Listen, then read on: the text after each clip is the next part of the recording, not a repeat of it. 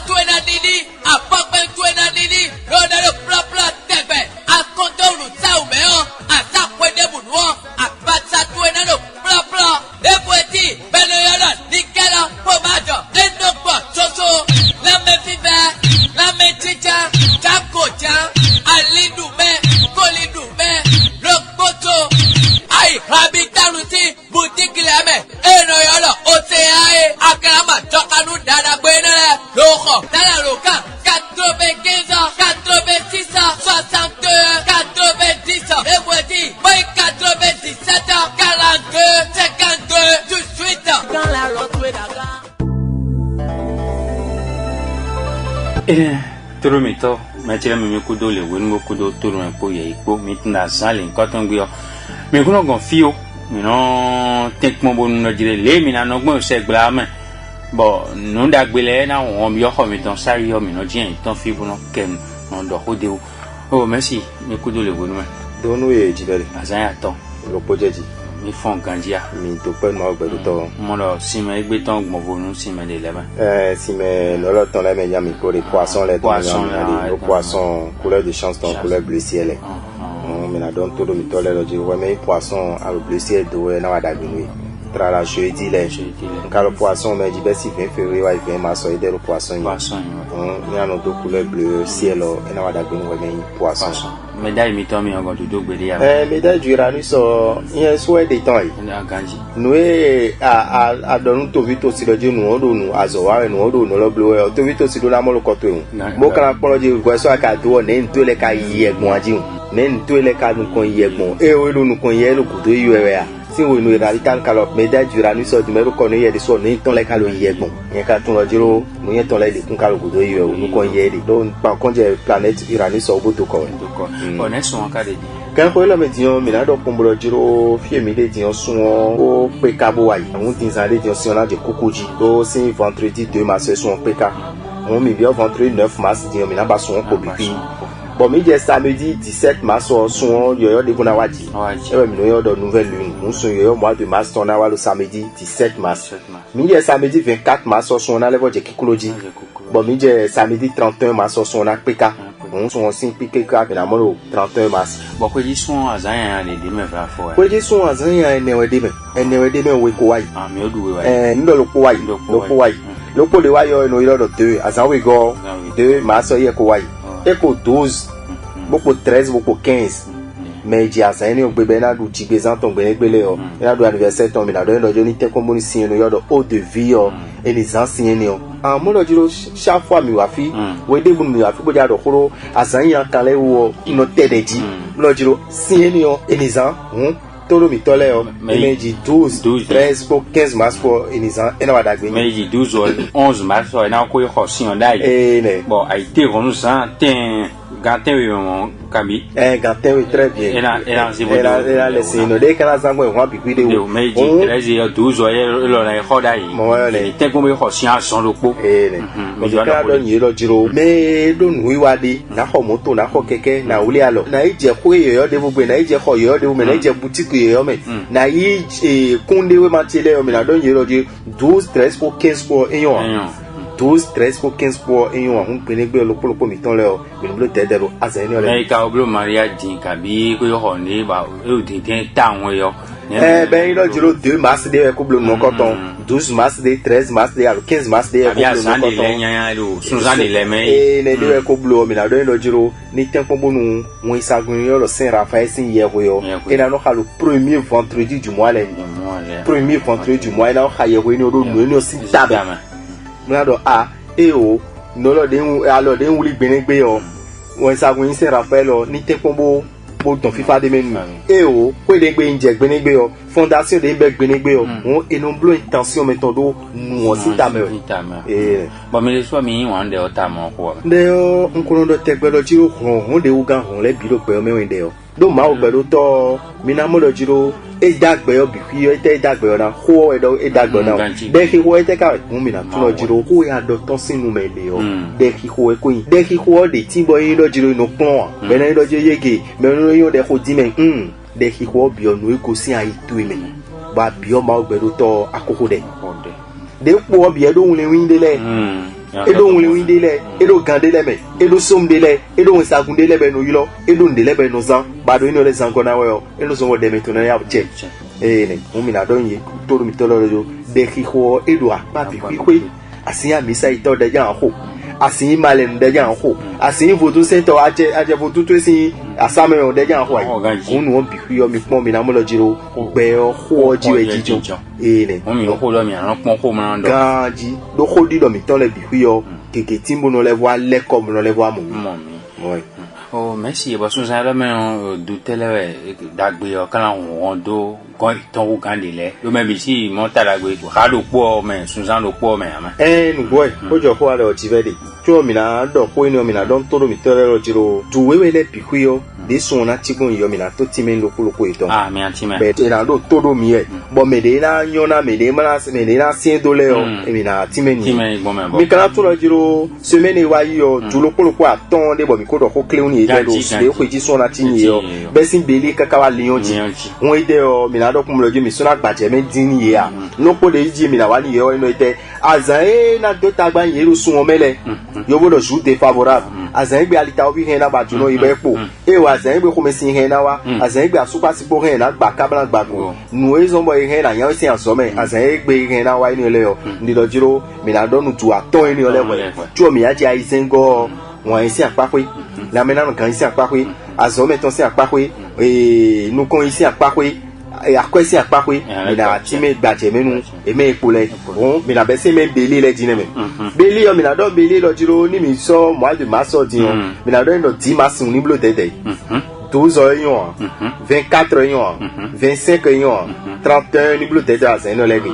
10 12 24 25 pour 31 pour tu me quand don nu ye do jiro eye me won nu jeu de hasard yo wodo loterie ni ole PMU Lotostar mi na do jiro we queen lopolopo ene wedi mo yin tadagbe ni we queen ene yin tadagbe ni le o mi mo 6 mi mo 2 5 pour 11 pour 6 2 5 11 moi diablo je débrouille mois de mars ni miser le chiffre ni ole ji même belé le e ka belé le bi pa ouais ah mina na ya san lo polopo me lo polopo ton belé ji be sin 21 mars ou 31 mars mina do jiro azen gbe tadagbe ode ni tawon e weyin 7 mars to 17 mars pour benegbele o ni ko je de razabozan chiffre 6 2 5 pour 11 pour mais kaji besi 1er avril wa 10 avril le o mina do ni te lo jiro eni jodobo nu besi 15 mars kaka so ife mars ni ko je de razan ton besi 15 kaka so ife mars tadagbe nu ede nu ede na de yin ben agent siffle pour 6 2 5 pour 11 pour mais di besi 1er et 11 avril mais di besi 11 avril wa 20 avril le o mina do ni ede lo jiro je de razan na ko jour de na ko je de razan ni o we be na ko PMU e na ko Lotostar e na ko loterie sin debo azan we we debo yon ni eta 21 mars pour 31 mars pour 21 mars pour 31 mars. Alors menino besi 21 mars ou 31 mars. Moi ça on de lo finele besi 21 22 23 4 et 31 azan lo finele bifio et on nous bélier 3e décan le do bélier 3e décan mais besi 11 avril wai 20 avril là mais go se phénomène toro gon toro mi na do ino jo azan de ko bla to tagbani bo ko mesin hena wa lita wi hena ba jono yo mi mo 9 14 26 pour 31 pour 9 14 26 31 mars azan no legbe yo eyonia mais quand il toro be ya ko jeu de hasard mi na do ino 15 10 8 pour 4 ko et un chiffre de chance de nazan le 15 10 8 4 Akain toro ba un premier décan mais jibe si 21 avril wai 30 avril leo minado indo jiro e ya ko jeu de hasard te como judo be si 14 mars be si 14 mars ka so e fin mars o enyoni deuxième décan 1er mai wai 10 mai minado indo jiro eni tulo jiro emi he mina je dogongba ko di kaka je 15 mars mais be si 15 mars o so nyoni ya meji be si 11 mai wai 21 mai o minado indo jiro azan lokolopo wewe poni botadagbede ni 16 pour 21 pour 16 pour 21 pour azan we ni ole o ko jeu de hasard tadagbena tini bon 15 10 8 pour 4 pour un chiffre de chance de énergie antole ngo si fini o minawa no bi mi ton jemo legon minadon men jemo pour mlo jiro ini tuno jiro mois de mars o men o azan na do tagbani ko mesi hena wa le o azan lo ko aton epo alita vi hena ba jono e we hena la zo do azan we na gble we ye de 9 mars 24 mars pour 25 mars pour 9 mars 24 mars pour 25 mars pour Niblo Dede. Chiffre de chance est mais Gémeaux dans un minimum 12 13 3 pour 5 pour mais quand il Gémeaux premier décan mais il baisse 22 mai ou 31 mai là mais là dedans jeu de hasard il y a 17 pour 30 pour Bonyoni 17 pour 30 pour Azanwe ni Olegbo et ko jeu de hasard Talagbenatini mais quand il deuxième décan mais il baisse 1er juin ou 10 juin mais là dedans nous te 13 mars mais si 13 mars car so 31 mars et là ko jeu de hasard Bodagbenatini mais dit ben si 11 juin ou 21 juin mais là dedans nous noté bon nous ben si 15 mars ni jeu de chance les ko dit ben si 15 mars l'auto star PMU et au loterie syndiquée ni ole et na enyono ye grandi be ren et na ko mon coton le ngo si fina na wa cancer gon bla lo cancer pour le dire mois de mars mais on ni ton pour le dire azen pour la do tagbanu mi on 9 10 12 14 18 19 26 pour 31 pour akadia ko jeu de hasard le mais na 9 8 12 pour 2 pour les chiffres de chance de mai cancer rien dans le mois de mars mais cancer quand il premier décan mais du 22 juin ou 2 juillet 22 juin ou 2 juillet ni ton comme le dire 24 pour 28 pour un azan oui les le mois de mars mais bon il m'a raté jouer no là mais non ko PMU mais non ko loto star 24 pour 28 pour ces mises là et mais kadi ben si 3 juillet ou 12 juillet là mais là il le dire et ni tout le dire ben si din kaka je 15 mars et mi ben si din kaka je 15 mars et ide mais kadi ben si 13 juillet ou 22 juillet mais là il le dire azan lo po de yoni eta won tirage de yoni eta won 17 mars tirage 17 mars kede 15 ne rien là o dogongba jiro le jiro igbo boda Talagbenatini bon cadre il le chiffre de nazan e 9 8 12 pour 2 pour minawa lion gon minado lion pour le jiro mois de mars mais on azan de pour la do tagbani ni on mi pour 14 24 pour 25 pour 14 azan ton ja de tagbani lo pedi son mais on c'est ne bon niveau de town 14 24 25 le point mais cadre nous et mais ya ko jeu de hasard do jiro ni tout le jeu 7 2 1 pour 6 pour un demi 7 2 1 pour 6 pour un mais lion chiffre de chance ben rien et là au jeu de hasard mais quand il premier décan mais ben si 23 juillet ou 1er août ni tout le jour 6 et mi ko jeu de hasard yon mi 20 et mi ko jeu de hasard ça oui ni on les 6 pour 20 pour et yon ni mi le mois de mars mais ben si et 2 août ou 12 août mais là lion deuxième décan l'année et then tout le monde c'est 15 mars et mi jeu de hasard mi ton kodjo Talagbenatini et oh comme kadi ben si 13 août ou 22 août ben si 13 août ou 22 août en tout le monde 10 pour 28 pour yon mi 10 date 10 mars pour 28 mars pour à jeu de hasard ça oui ni olegbo et na Talagbenu ouais mais lion troisième décan on mi go si fini on mi na wa vierge gon vierge mi rodo tout pe meji mais ji be si 23 août ou 22 septembre l'année mi na do do azosi apapo yo planète no yo soleil pour Neptune pour planète mo koton le e na zombo ide pour gbe ton le pona do jire e na zombo akisi no po pona do jire e na zombo me no zombo azo ton no yinu kon po pona do jire hun gan po me po he na do jire won ni bleu tete au mois de mars mais vierge l'année mais quand donc vierge do planète yo no mercure ko venus pour planète mon koton e lo di le jiro e ma le yo bule na le bo do ereme no e lo lili do jinu nda gbede be mi ja biblogbe yo e lo ni ka me ko kan ni bo kono jinu nda gbe jan we bo mi ja biblogbe aji e o calcul de aja bloa akwede aja belo ndeme e lo we ni ta me ko kan ji we chublo mo koton mama ana so alo donu alo donu bo gbana glo moi de ma sol me lo po mi kan do yin kumlo jiro planète we ni ole mercure ko venus ko planète mo koton le level di do jiro eni tepo bonu akwesi apakoyo eniyan akwezan lo akoyo de akweli ona humbo eja huni mo moja akoyo 6 ans to kana le supo ni yo ne do ina lo jiro o na nan le vite na blo le nu vite le o vite le portable o yen asiti le portable won do nu numérique le o eni ma do mi na san akwede me wutu mo me na san akwede me wutu bo ma de ma so kana sin do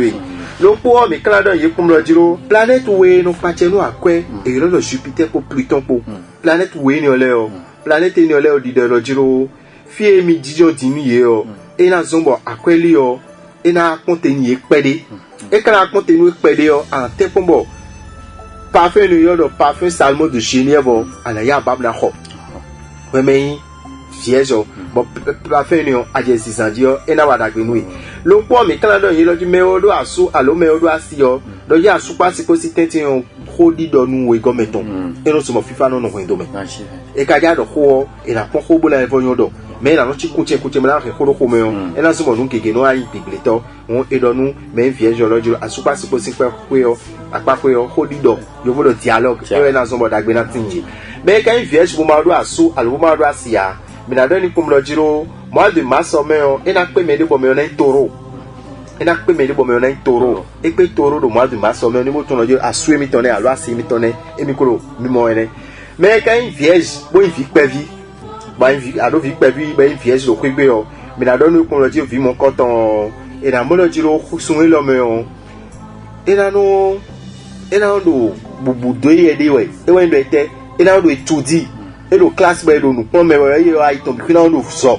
alo e do nu pon e do kwegbe item bi na do so won lo jiro eni do ko ha vi ni o bo le bo ton iton wa do lo po mi ka do nu vierge le lo jiro ni mi so la me na no kan si apapo yo fu ana do tagbani fu iton na do tagbani eni si apapo yo eni bo tun lo jiro aransie nunu e mi na de ko do mois de mars me lo po mi na do nu me yin e vierge bo yin yon le lo jiro e na mo lo jiro glegbe jije mi ton e na je bata e glegbe je ton de 5 na mo yin si amolo 10 ni 10 ya mo yin si amolo 15 oni ma inu bo pacha yo lo po mi kla don me vierge le bi lo jiro e yo vo do le ti me no yo do bilan général e ni peje la me topon e me bi e ni peje la me topon mo ka pon lo jiro ne ka de mo ka poro gandia on eno eno yi to ko be no da hu me to mo pon de ti gbon we lo po mi kla don yin kum lo jiro me vierge donc il y a au jeu de hasard ni tu no 8 3 10 pour 4 pour un mi 8 3 10 pour 4 chiffre neni ole o e pa kon chiffre neni ole o taragbe na tini aka vierge bo premier décan mais di versi 23 août ou 1er septembre ni tu no jiro versi date 17 e we mi na ko jeu de hasard be na mi basi date 17 mais kai deuxième décan mais di versi 2 septembre ouais 12 septembre mais na don même quand on jiro ni tu no jiro 10 tirage o jan mi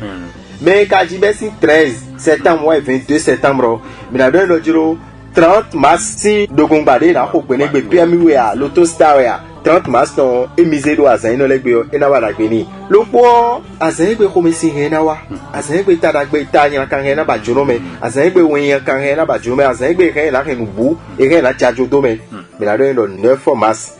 10 mars 26 mars pour 31 mars pour eniblo dedero azan no legbe me na wa balance gon mais di besi 23 septembre 22 octobre me na do jiro azan foton nous contrôler le volo les 15 premiers jours mais na do jiro azan ni ogbe yo e lo di do ni lo jiro azoton nous ko inati la someni nous connaissons la zomeni ben carrément de donner le dio planète no yodo maso planète no et na level zombo lili tole bi fina level yiwa et o ndia be ajole et o ndia se we ma le refile et o ndia bi déposer facture et le dio mois de mars mais ben si premier mars 15 mars et le favorable ni état mais et tout le planète yodo Uranus Mercure pour Vénus pour planète mon coton et rien à le voir do frère nous lili tole et na do frère nous e ko nous kundu e bolo je no lo di on e o jawe alo ti me o won e do mo me de so no ya tite do me de o do mo adu ma so me o ni mi na do akwesi apa pe o e na yin nu no fi mi to imbalance le de bua e yon kandi won e we zombo mi na do yin lo jo savon sachet lo e ni hobozan savon sachet lo me imbalance o mo adu ma so e yon ni be na san kandi lo po mi kan do ni kum lo jiro mo adu ma so me o ni tu lo jiro adondidon de jawe adondidon ete uto ekalazon esin akwa de bo topo no ko jodo esin ya ikunma de bo topo no ko jodo esin de bo asumeton jodo alomele o jodo me eni onzuna zo ba adondidon latino e de ko fami po alo de ko novi po alo de ko asisi po sin kentin won do je eni boya cho ede boya chitedo edewu lo po mi kan do yin lo planète yin do Jupiter planète mon coton de ndogbon ero dagbe na wa ni ye do akwesi apape won akweli yo enayon ni amo me kai balance bodo asu alobodo asiyo mi na moloji asu kwa si posite ti on komesin jawe me komesin jawe bo komesin yo ko mayo don me kanazon ko kan don we go meton asu meton alo asi meton e we na so komesin yo e na support down no mois de mars me won e bloqué mais quand il balance mon mado asu alo mon mado asia mi na do ni kumlo jiro me mon coton mois de mars me e na pe me mon coton de e na pe me na yin asu ni alo me na asini lo mois de mars me ni bo so nu kunote lo po mi kan do ni e kumlo jiro ni mi na so la me na organiser apako yo mois de mars me e balance le mi na do jiro sport biblo ni o e blo tete sport e no blo gandi mi bea mais la bleu sport à risque bon nous malade atia malade dolé na dia atia mon coton dodio eyon elo ila gble wede amo mo jere bo nyinu mais no mabuna blondo e won do ete e o rido ton sin kan ko wen alo ne ko wen lo kwegbe ba ole de la yo menize so so kunje bo so mato e ma yon ble la gba lo vie ede e o ne ko gble nu e bo yin lo jiro électricité sin côté we ba ole de yo électricien ba yo yen sun so to vis de la bleu mon coton amayon bleu akora na wuli ru mois de mars me won e do ni ye do bricolage sin côté yo e bleu de town no mois de mars me mo dia accident de soulève le téléphone yo ne accident de circulation élève le téléphone no vi mi ton balance le e do mo jio mi na do yin kum lo jiro protection sin mo e no za ba chanta lo fineti ado ena wada gbenwe e savon e chapata la fine ado ena wada gbenwe on nous une protection si côté leo eni ya ko quand on boya aux ando mois de mars me lo ko mi na don yi kumlo jiro ni na ko jeu de hasard chiffre de chance en yoni yo 5 10 5 7 10 pour 1 pour bon balance ka premier décan mais du 23 septembre ouais 1er octobre mais na do no joni ja ko jeu de hasard ni tu no jo 31 mi 30 e wa yonu ba e na ko jeu de hasard lo azeni ogbe be na wa dagbe ni mais kaji besi 2 octobre ouais 12 octobre mais na do no joni no ti besi 15 mars bo cho je jeu de hasard le ko di dogongba le ni no ti je 15 mars ouais e na wa dagbe ni bo ta dagbe na tin ni town chiffre de chance quand on encore 5 7 10 pour 1 pour mais du besi 13 octobre ouais 22 octobre et then 3e décan le mais la donne l'autre ben 17 mars ta dagbe tinu ye ben ko jeu de hasard et na wa dagbe yin chiffre de chance le po jan 5 7 10 pour 1 pour azengbe ta ina kan na ba jono yi ali ta wi na ba jono yi yo mo 10 mars 12 18 19 24 pour 25 pour mina wa scorpion gon mais du ben 23 octobre ouais 22 novembre 23 octobre ouais 22 novembre mais la donne mon coton le jo planète yo do Jupiter planète mon coton edo ko itonbe tegbe do mi o do ko mon coton fi le planète ni o bi ko itonbe ti on azan oje bona no fine ka je 8 novembre kun ero 10 bo azosi akpako yo nuko ina tinye akwesi akpako yo nuko ina tinye moje la evodo tadagbe yo ne moje tameli ni ton le biku na mo lo tamede mi na lilo ajo mi ton wo tamede mi na lilo azo mi ton wo nuko ina tingo nu mo ko to sin akpako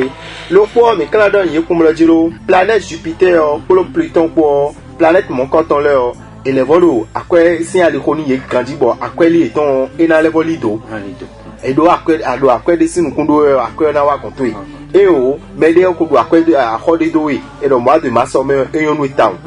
trala et le leader le be 16 mars et ni câble tete akwe na wa grandi mais et maza akwe wutu o be 16 mars et chakiwe akonza par jour et le reni de poboni wa chakilopo mama ina le wa sin do ero nous moi de mars le quoi mais ni quand so asupa sikosi apakoyo mais na mono jiro asupa sikosi apakoyo ko mesin debude ya bekri tin kiko tin bon famille na apon yi konton na apon yi mais yo me na apon yi bon nous ko ina le tin yero point do me gona le quoi mais quand nous no vi mi ten scorpion le lo jiro mais scorpion bo ma do aso alubo ma do asia célibataire le don de mais scorpion bo ma do aso alubo ma do asia mais na do lo jiro mois de mars on a pris m'aider bon mais on a un sagittaire mais on a un sagittaire et bleu tête nous sagittaire les à part sagittaire mais là que les bifu na nyoni mais on me débat un scorpion ba que sagittaire mo lo je na do chanti bon debu débat de e o nkiko debu we akwe we and debu débat de o cha mais mon coton e na jeni na weji allo nyonu we bo et sunu we scorpion bo que nyonu sagittaire e na mo lo jiro nyonu je mi ko mone mais lo jiro les limeurs et qu'on a un win bleu tête non mais toi scorpion les et tu es le sagittaire au mois de mars mois de mars mais le poids vieille scorpion les mais la mode jiro vide les bo mois de mars et na imedi bona babona wadasi konto eton do asome din bo matre mon dudu bona doa e ho no na ne e o ko gbe ede o e na mode jiro e na wibo no vie eton pevi mais quand scorpion les mina don lo jiro la mena no kan isi apakoyo e don yi kum lo jiro mois de mars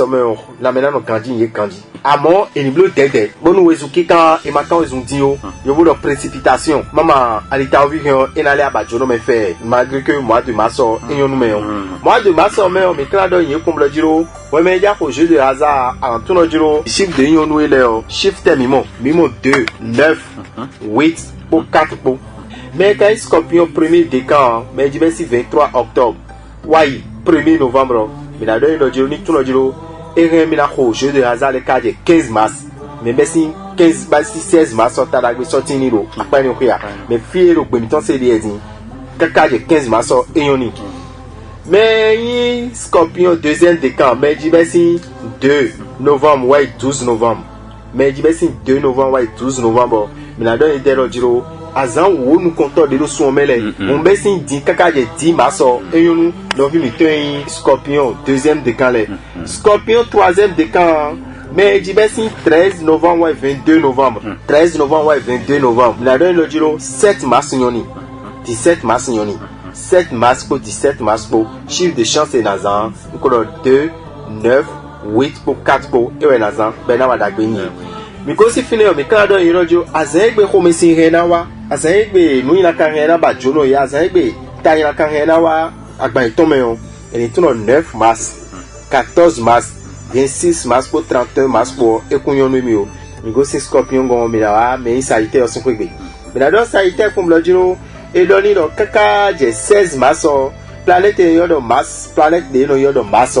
planète mon coton ina wa dagbe ni do associer apare Benazon bo azot si apako yo ina do nko itaw nunde ina do liniton e o boutique che yo mbabu ni level nu kon mo ina mo aliton azot che yo mbabu ni level so akwedo akweji ni ina mo nmo ko ton se ali do mois de mars mais lo didoni fo mo jiro ko me sagittaire bolo lini e bo ja bende ba no ko ko lo a mo lo me jon ka be jin la yon alumano te di avril mais e do lo ji mois de mars yon nu kanji ba be activité début du mois de mars activité no ina do nu kon yi mona nam dagbe amoni tout le planète yo Saturne ko Pluton ko planète mon coton le ina zon bo e o akwe de bandi bodanya akwe yin ina ti lekan et ou akwe de do nkunde akwe si wiwa na ti le kan et par exemple le di le jiro et ou il faut que ka date 15 mars mama akwe mon coton et na mo le jiro si amoro 20 mars alo 25 mars amoni tu le jiro et na wa mais na li nkumele ye won le jiro ni tempo bonu suru oni do pe de mois de mars mais le mois de mars mais et ou il dossier de déjà déposé votre dépôt dossier le déposé gbe so di na ton de na ya ton bon et na ya mo won et le jiro ni bo ton le jiro et mi no la bleu de me la do wiwe town mois de mars mais le po ni mi so no vi mi ton Sagittaire le mi na do le jiro asupa si ko si apakwe ni tu le jiro kaka je 16 mars planète et le mars planète mon coton et dans zombo holi don me kan na supo un tom hold on we go meton kan alors mais on bleu nous trop et na le jiro we ne lu do trop et na babla bleu reproche ni azonoko reproche bleu me nous bo eyon amo eni pon bleu et level pon kan me na level bleu mais on na bleu nous fait beaucoup menacer ba na voya konji bi na ti kwi bon sana ku bi ba na fo me na na we no ya ka do egbe oyon et au papa nous ya ka do ablo egbe ti esu kan yon le de ado yon et le jiro mois de mars mais et ni bleu dede mama ko mesin na wa kaka de 16 mars et na yoni ya won ni bleu dede ro asupa sukosin apakwe lopo mi la don yi kum le jiro ko mesin ka wa e ma le jiro e o famille de jena gbo wenu mi yo mais Sagittaire le don ni be e o khoto de jena gbo wenu mi yo allo e o me do apa fine me lo khopa jena gbo wenu mi yo mais mon koton wa ina le ati le jiro e kon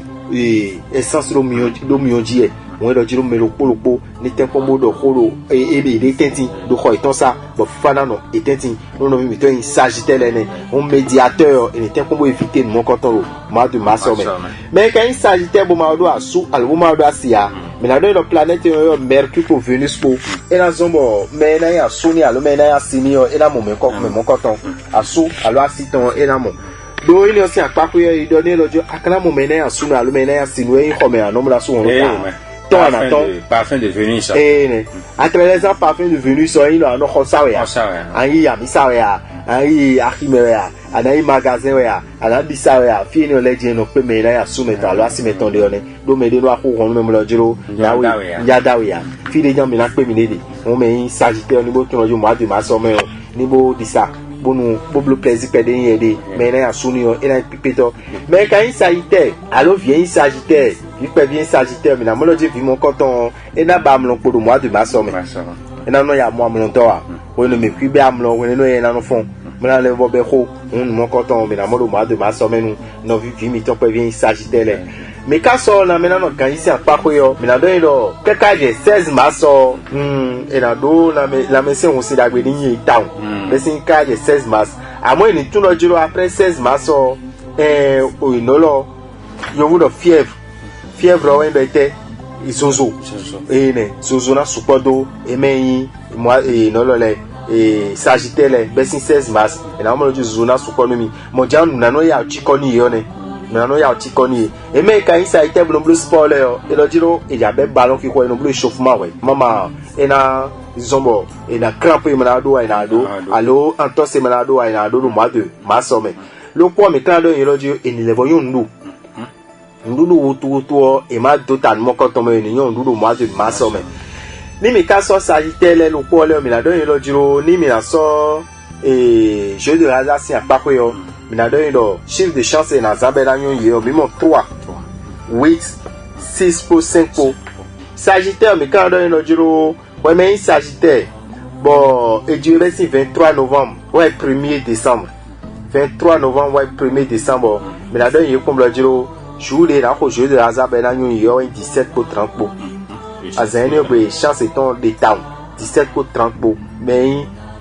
Sagittaire premier décan Sagittaire deuxième décan mais du bessi 2 décembre ouais 12 décembre mais la donne no jiro ni tout no jiro bessi 13 kaka ouais 21 bessi 13 mars kaka 21 mars tarageti no mi mais quand Sagittaire troisième décan mais du bessi 13 mars ouais 21 mars mais la donne comme le jiro un hasard à photon nous comptons les 2 premières semaines du mois de mars et on met une dinka de 15 mars tadagbe de nous nous vu miton Sagittaire troisième décan bon chiffre de chance et même puis dans encore 3 8 6 po 5 po ewa yonu no mi to in Sagittaire Sagittaire kana to no jo azan ko bona to tagba no mi azan gbe ko me sin hen na wa azan gbe alita wi hen na ba jo no mi o mi mo 23 24 po 25 po 23 24 po 25 po azan ni gbe Sagittaire ni blo dedero azan ni lewe mi go si Sagittaire go mi na wa Capricorne go mi na do ni ko mo la jo me mo konton ni to jo planète yo Saturne Pluton pour Mars pour planète mon konton le o ejale wa ejale zumbo azoton ejale tijani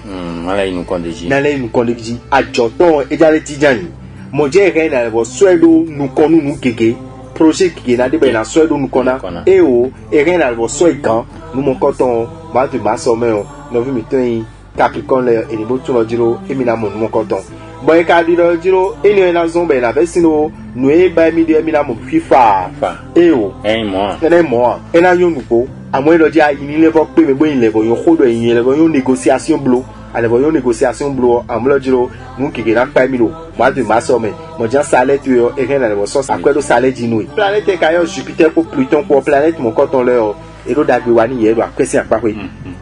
planète wo ni ọlẹ́ kàtẹ́nu àpẹ́ fi èka de yín yé jẹun èbí ọkọ̀ ìtàn gbogbo jíjọ fínẹ́ òun èrò dàgbé wa yẹ̀rọ àpẹ́sí àpapẹ́ tàn nínú fi mi tán yín Capricorne lẹ̀ mẹ́kíládọ̀ yìí kún lọ́jọ́ eo ni nu do akponu anu sadion ansa do akpo bla mo le pon ko deji yo wodo bénéfice eja suponu emi Capricorne le do moi de ma somme nka so Capricorne mi na do ino jiro nu di don pe de nawa yo wodo litige nu di don pe vide nawa do akwesi apakwe eo ai kungba si apakwe asupa si po si apakwe nu mo koton nu di don pe de nawa do moi de ma somme won elo jiro eni do FIFA bo se medicine gbe e ndebude taba debude bo gon solution ma do wa et le tout problème a toujours de solution et oui ouais on dit la mo solution nous problème étant les do moi de ma somme mais quand Capricorne bodo asu alo bodo asio mais la do yi kum lo jiro asu pa siko si apako yo e na do tameli ni gege do po e na so nu gege do po e na so nu gege do aliji do po be na wa da gbeyin be na so mo pepe na ti asu pa siko si apako mais quand ça Capricorne bo ma do asu alo bo ma do asia minado ino jiro ma de ma so me o mena ya suni alo mena ya sini o me mon koton e na pe me mon koton de me e kuna i me de buna do lin dagbede o e na pe mon koton ma de jido mi ko ma su o tàbí mi o ma si o do when le do jira suni mi mo no e na li le do koton je mi ni ko bo yin asan na bi sin a choa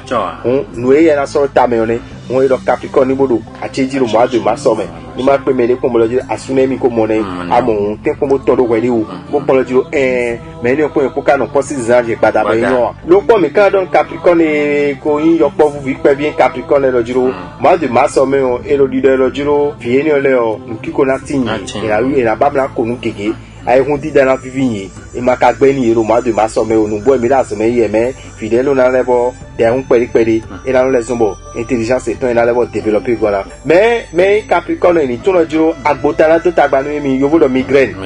era to tagba yin a 12 ans era to tagba yin ero ma de ma so me won azon era to tagba yin ero ma de ma so me o e ta fe me podo adupo era to tagba no vi mi ton yin Capricorne chiffre de chance na zamba na yo ni ye o me Capricorne o mi mo 14 10, mimo 9, mimo 4. Avec un Capricorne, mon premier décembre, mais j'y vais 22 décembre, ouais, 31 décembre. Mais là, il y a comme le giro, ni tout le giro, jeu de hasard, il y a le 10 mars, on tira 10 mars, et on a vu, mettons, Capricorne, premier décembre. Capricorne, deuxième décembre, mais j'y vais 1er janvier, ouais, 9 janvier. Mais là, il y a le giro, ben, si, 17, ben, si, 17, trala, 17, si, tirage, et on y est Gandhi. Jeu de hasard et na ko 17 tirage et na 17 et miséricorde Dieu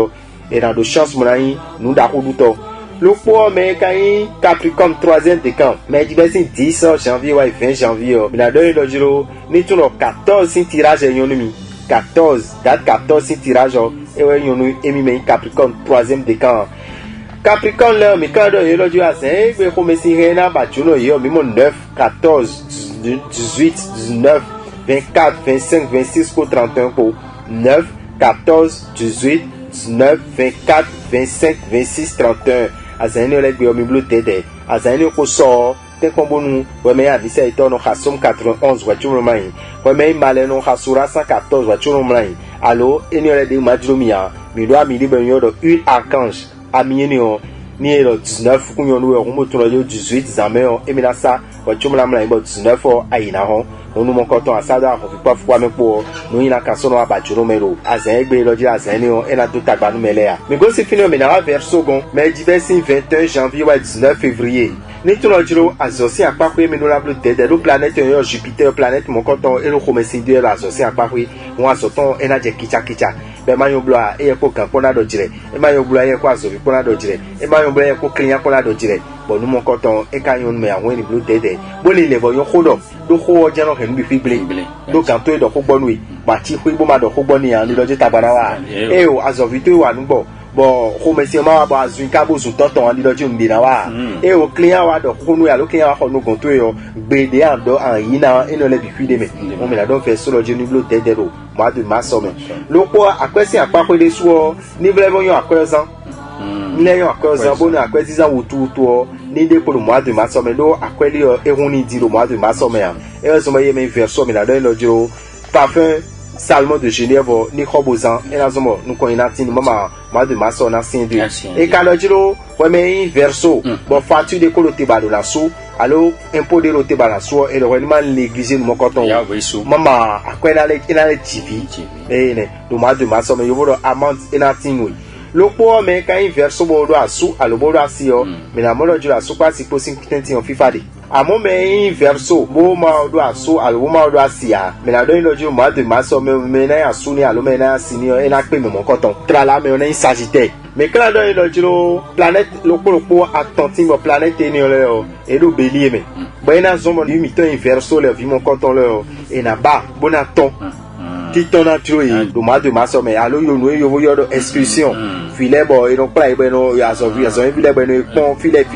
e ne e na babo no titan ni o e na tro e do mois de mars me e loje e magbeni e o akwede o e na ebo ni e ni di sa mo koton e na wa dagbe yin lopo ni mi so la me na no kan isi apako yo me na mo lo jiro nukunzo na to tagbanyi lopo mi kan do yin lo jiro utu nu na ton otun ye na ton otun ye lo mois de mars me e nous verso le nous mo koton ai ba dermatologue nous mon coton à la solution nous aider à kalewa mi kon mi le do nous mon coton le bono blonu me a di tonde pour ma tonde ba je si sa jijan we à la moloji on de bubo ton lo tout mi ton nous mon coton na yi e na yi to e we savon nickel ni odi ai boutique mi ton ko savon nickel allo pommade nickel allo huile nickel azan nous mon coton de ve autant le tout bon nous ti ojan we nous mon coton na fifi auto mais canada yi pour le giro chiffre de chance et nazan le mois de mars o me et même verso le mais le mois de mars on y et même puis ben premier décan deuxième cas et troisième décan chiffre de chance et nazan et ouais 9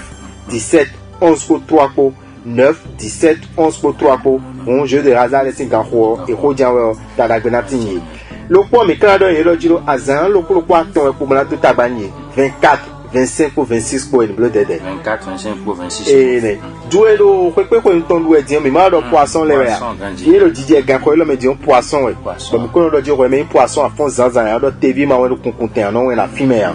TV ma we lo kunkunte non we na fime ya ba na no ba lo koma ma ko sulo si même na no le do me dele bo jidi do e no ko te pere ro asi eton et la tempo mo lo koma e ko su si même no le jeudi yo e no na jidi do e no le vont zombo no ko inotinye mais je vais essayer 20 février ou 20 mars et un poisson 20 février ça 20 mars mais quand donc poisson le dieu planète le soleil pour Neptune pour planète mon coton le et do tadagbe ngani e town do associé à quoi oui ben là zombo li tole bi yo et là nous favoriser et do li de bo son canton alors ils sont partenaires ton le mais mon coton le et la droite dit bon nous ko inati ni bon mon coton ina pe buna wiwa bon mais la bodoni pour le dieu niveau le tout le dieu mois de mars mais ka 16 mars ni bo le vote pour bibliothèque bon nous commencer si kankan on ni deko mama commencer na wa bon lini dagbe na wa kon te fait tu commencer na so bon lini ni et so na bibliothèque et na bibliothèque on le giro mais poisson le giro FIFA ni tin ye ka je 16 mars le po mi kan e ro akwesi apako yo planète yo Jupiter ko Pluton ko planète mon coton le e ro tadagbe kan ni yo bon na zombo salé ton e ren la go so salé do salé di ena zombo e o business de do affaire de jogo jablo affaire ni o ena do nu kon yi partenaire de ba de o ena mo partenaire mo coton bon nous mon coton ena je ngbe na je kangbe on met poisson le mina do akwese apako yin yin de buru mois de mars o me e wa zombo savon sachet lo eni ko savon ni mo yin 600 lo po mi kan do nu ye lo jiro planète yo soleil mercure venus pour neptune ko planète mon coton le o ele bo da gbe wa ni ero a super supposé apako on mi mo khomesi de buru a super supposé apako e na se ide singbe bo fifa na tin amo super siko de ko lo tagbaje o e na mo lo je tagba na le bo asien na asien town me fifa ko lo tete to na mo lo je fifa na le bo de town mi mo nu ko je lo de o me on eri te pon bonu de ki ko ni supo eri te pon bonu celle de venus so ni zan le mois de mars o me mais quand poisson bo ma do asu alo mo ma do asi abo mi lo célibataire me na do e lo jo e na pe me na ya sunu ye alo me na ya sini ye o le mois de mars o me mais mi na do ye kumro jiro de ka pe me de beno lo jiro e o mi na da mi de din tro la lo mi na no po e na ti mo mo e na to no konto me keke wa chubo e na yan super sipo on enion e na mo le mois de mars o me mais quand il poisson bo vi pevi mi to un poisson le o mi na mo lo je vi mon coton le o mois de mars o me o e na do awa jije na supolo e agbaza me yi de no ti kunche alo no ti kwikwi o e na mo le mois de mars o me no vi mi to un poisson le a alo vi mi to un poisson le a lo po ni kan so la me na no kan isi apako yo me na do yi lo jiro e ma no do mi na no damno wo ko inu isan kubi 23h01 1h du matin et na do yi lo se coucher tard et na damno do sa koko me e kunyo no vi mi to un poisson le do mois de mars o me mois de mars o me lo po mi kan do yi lo je eniyan nu eniyan ahanu bo le wo nu siga nu e ma eni jonu mo koton le nu ni dagbe ya siga nu trala ena wa nya kan nu nya ka ha no vi mi to poisson le lo po le mi na do le chiffre de chance na zan e 7 6 4 pour 8 pour bon mais poisson mo premier décan mais di besi 20 février ou 28 février mi na do le jiro besi din keka je 10 mars eyoni tadagbetin mais poisson deuxième décan mais di besi 1er mars ou 10 mars mi na do le jiro 10 mars ko 21 mars pour e wa yon ibe na ko jeu de hasard poisson troisième décan mais di besi 11 mars ou 20 mars mi na do le jiro e ja ko jeu de hasard ni tuno jo 17 mars e wa union no mi tambo mi ho mi na ko jeu de hasard bota la gbe na tin mi lo ko mi kan do yin lo je azan gbe ko mi sin hen na wa mi mo 9 14 23 26 ko 31 ko on azan no le gbe o eni blue dead e wa zo mi na do yin lo som 91 e no kha chumlo mlan male no kha sura 114 wa chumlo mlan allo ami mi ten yo il a 15 jours et non ça doit revu pour afopapa me po on clé me on ko ji sun o me o akwa si apako yi won yi si apako yi la me na gan si apako yo de na no gbon ne tu o me kala do nu du wewe le bi du aizen de na fana do ni do je ko ni o a kambira du aizen de na fana down le mois de mars o me lo ko ji sun o me o me na do mi to do mi to do je mi mo cancel mi mo balance mi mo scorpion sagittaire capricorne pour le poisson pour et mais ils ouais mais le cancer balance scorpion sagittaire capricorne pour le poisson pour et dernier temps comme savon sachet là chakilo pour aider et ni ko savon ni obozan le mois de mars mais et m'a négligé ou et la molo jiro fifa na tinumi le mois de mars il y a signé péré ngadi lo jiro me kike ko lo mi mo eme do akhosuzo ato kike tindimo kaje di mo sale iton e ne on était comme savon sachet lo polo mi ton menizan mais de kan asin do pele le o ezen le mi mo bélier le mi mo taureau mi mo gémeaux lion vierge polo verseau po bélier taureau gémeaux lion vierge polo verseau po et deni ko parfum Salomon de Genève boje sisandi mois de mars et la famille doué les bihuyo jibeli mina do yelo jiro ensemble sachet lo ni ma kando médecine ko sao ensemble sachet aya lilegbe ya akaya sisagbe ya na tapon we do khoma talo comme en talo boutique en talo atelier en talo bureau to alo mu ko tawe o jeudi le no ta elo titawe eno do tadagbe elo titawe o ali dagbe no hunme elo titawe o ndagbe no sekmo me ensemble sachet lo e ka lo chakilo pojidi le chofle me ni mi fo mois de mars bo fo avril e na wa chaki weji lo chaki we mi do mi na so do da chuo de mi de ton yo odi yo mi do mi na so chaki lo poji nka do mi do ensemble ni o wule pepe xexema Kanchi. kolo akemapo Akemapo. wele pepe xexema po akemapo ewe ya ma ton ye mi don do bu bodo blo ensan ni on bayi ensan potino boy fo fi meton pomo takun fi de boy hen na zan mon koton li Mi do nu wade te be na dio inko. Gbetegbe so nu do mi ni. nu yo abo mi na di onko mi na don tolo mi tolo lo jiro nko do lo jiro fi aton mi na blodi mi na blodo 6 mai do paraku mi na blodo 13 mai do poikon bona blodo 20 mai do kutonu onu mo koton nko di on medio nda pe ni do jiro game sopo amo mi na leko afi bon we do nko di o me o e na don to vito sile be na moto na bo wene nu o helu na de ko nu lo ko itan re So mi na ti san gba yo sa o we ma e lo somuton. Au militant ben 99 recettes des sommes avec les noms secrets de Dieu. Mais il y a jamais ni défaut. Bon il est wo yon pon kan bo yon ren. Nte mi hen mi so do wana dagbe te ka de me. Tivere Oui. ndi do jiro bi be me o kambero jiro ete ka inde hiko aji bono de hiko de me Kanji. e ka ya ko de bona mo tombo na mo fem ton somle do na wuli bonu somle gona asia bisa ito asin male no asin futu sento rien na za som yi me de ton c'est mon chrétien les ton kele ya donc on do jiro mais dans som hoa ino ile de David o roi David o akoso ino David o un chrétien do le chrétien mais do ndiri nu Jésus o yi o je ya ko cho Jésus wa mo mo do Jésus ko de ya ko so mo me bihui to yi azan so mo no ba de anamo nu mo ko ton we ma ti ene god ndi ton ni mi na fi lo je lo ko we bullet mo bi we ba lo ton bon mi de ton e wa ve onu to vito sile do apate kwe e so ado mi mo ho ya do e vodion o yi ko lo po si we de mi de atongo ton e we ko vo bon mi na mo tambla blo e glo bon mi ali ta me kon di mo ade ton chaki wo mi no sa inde dion mi so do chaki aton bon mi na mo lo jiro dion ele bo we e so close de yo a oui mais il doit dire mi de lepo ya 99 recettes de minale o Bi de me. bi kui de me bon mi la so somme 151 de ji E man do bi ou mele ton me ai. et ne somme 151 do bible bi kui me mi la so somme 151 de ji do mi na fri do jiro da yi de mi de ton trop bon mi so 10 000 bersin premier somme 1 comme ska so somme 151 bi kui ya mi be de me bon mais on oui ma e no mo somme le lo polo de me mi ka mo do jiro Zombo no clothing. et zombe klo elevo zombe elevo vahi lilieton me bikwi ni kado Ndo. an bible ko di lo akimedi alo ayi e librairie mi la ko bible ko are 1000 francs 1500 ko bible ko we ma ka odo bible. boka medele ti boka odo bible ba ite so mo mi kala evo bedo we ma be ti be na le wa yin mulo te jani iwe bona le wa yin nu bona le bo zomba ko na le bo support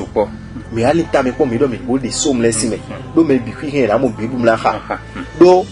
ene otu o mi a so som 151 de ma montona de ma ton mi so ye kele de gon 99 recettes le o me de ma mo lo diro e te tu we ma kale bo ko ile bo be sino Bo le yon pon kanji. e ne Bo dion na biye mi hen na. ga ko ilo me dio chaki a ton we me lo di We ma chaga ton. E chofu le woni na mo. ai chofu le de me boutique au sein le de me amo 99 recettes de somme avec les noms secrets de Dieu mi so lo chaki a ton be lo boutique au sein le Na ka so mu bo na won. Nu e lo gbigbo e a ponpo won a so so mu ton lo ka. Bo le do gbe am lo gbe. Bo da be kan hon mi do ko mi do ko mi ton son sa. Mi na lo ka mi ton. Alokan divers de tu mi na alokan mi na bio suru to gan pro gan ele de le po bona le bo bio suru merci nous pro mi tole do holo poti bo mi na tun Kanji. bo do ma to se anu wasi Wasia. Kanji. merci le to le polo we don mi tole po mi mo lo je bio grève me bo blo grève ten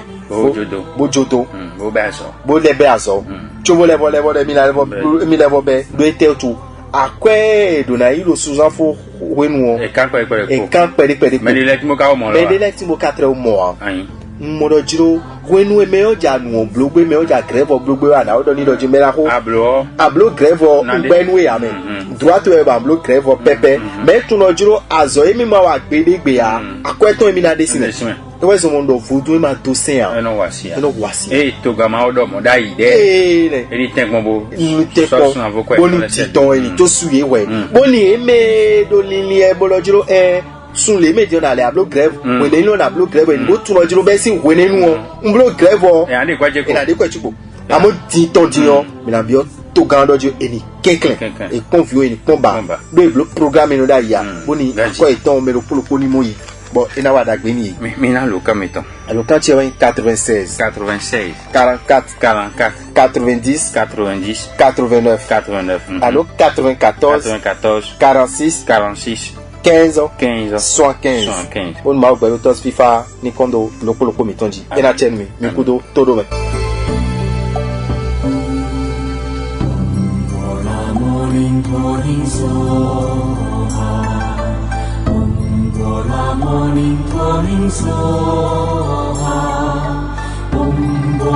morning,